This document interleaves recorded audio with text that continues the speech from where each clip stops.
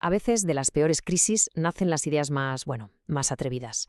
En 2020, una de esas crisis sacudió el mundo y en Uruguay abrió un debate muy serio sobre un concepto económico que hasta entonces sonaba a ciencia ficción para muchos, la renta básica universal.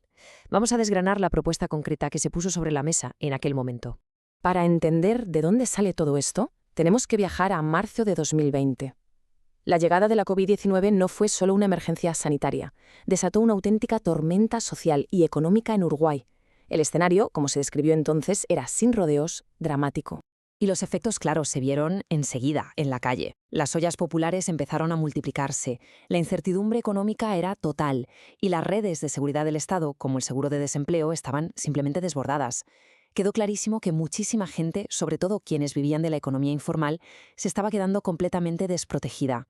Vale, para analizar bien esta propuesta vamos a seguir una ruta muy clara. Veremos cómo la crisis dio pie a la idea, definiremos qué es exactamente la renta básica, nos meteremos de lleno en el plan de 3 fases que se propuso, abordaremos la pregunta del millón, la financiación y terminaremos explorando su enorme potencial transformador.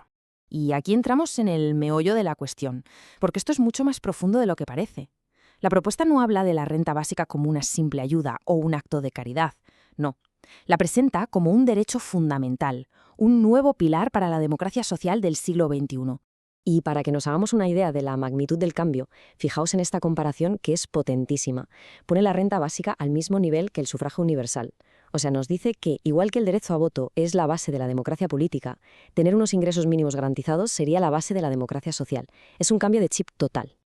Entonces, en la práctica, ¿qué es exactamente? Pues la definición tiene 4 claves muy claras. Es un pago periódico del Estado. Es individual, para cada persona, no por hogar. Es incondicional, o sea, sin letra pequeña ni requisitos. Y es universal, para todo el mundo, tengas el trabajo que tengas. En resumen, es un suelo de seguridad económica para que cualquiera pueda construir su vida sobre él. Claro, todo esto suena muy grande, ¿verdad? ¿Cómo se implementa algo así? Bueno, pues la propuesta que hizo la Universidad de la República no planteaba un cambio radical de la noche a la mañana, sino un plan muy pensado, por fases y gradual. La idea era ir construyendo poco a poco. Se empezaría con una respuesta de emergencia, directa a los más golpeados por la crisis. Después, se ampliaría a otros grupos de edad especialmente vulnerables. Y finalmente se llegaría a la meta, un ingreso ciudadano para toda la población. Vamos a ver los números, que es donde se ve el detalle. La primera fase, la de emergencia, duraría unos 120 días.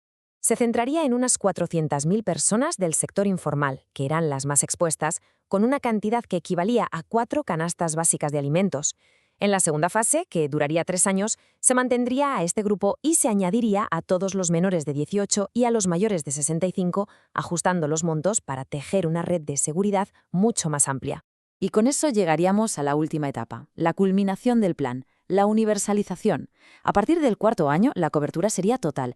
El ingreso básico dejaría de ser una medida para grupos concretos para convertirse en un derecho para cada persona residente en Uruguay. Un cambio de modelo en toda regla.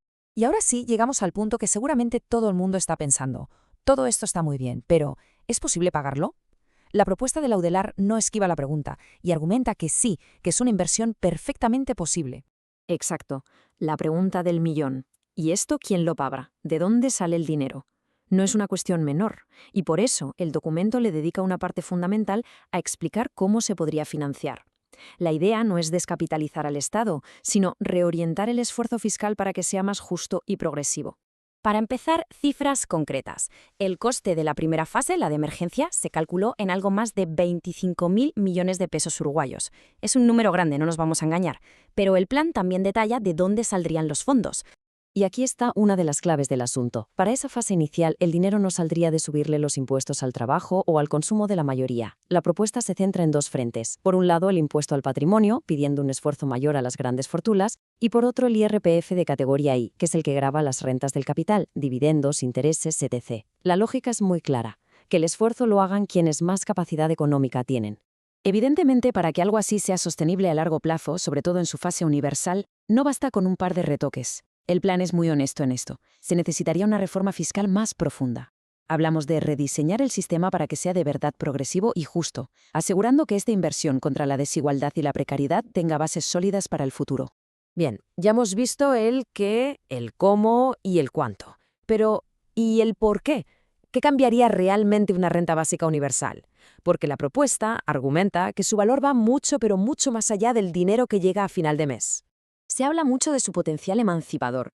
¿Y qué quiere decir esto? Pues que tener un suelo económico garantizado te quita una cantidad de estrés y de incertidumbre brutal.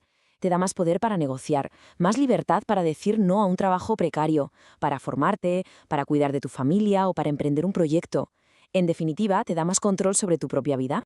Luego, por supuesto, está su increíble poder para igualar el terreno de juego. Por su propio diseño, al financiarse con impuestos progresivos, redistribuye la riqueza de arriba hacia abajo. Además, esto tiene un impacto de género importantísimo, dando autonomía económica a las mujeres, que a menudo son las más afectadas por la precariedad. Y por si fuera poco, permitiría simplificar la burocracia actual, unificando un montón de ayudas en un solo sistema mucho más eficiente. Y ojo, que no se plantea solo como un gasto social, sino como una inversión económica. El dinero de una renta básica se gasta, no se guarda debajo del colchón, y se gasta en el comercio local, en el día a día. Esto estimula la demanda, las tiendas venden más, las empresas producen más, y se crea lo que la propuesta llama un círculo virtuoso que protege a la gente y a la vez mueve la economía.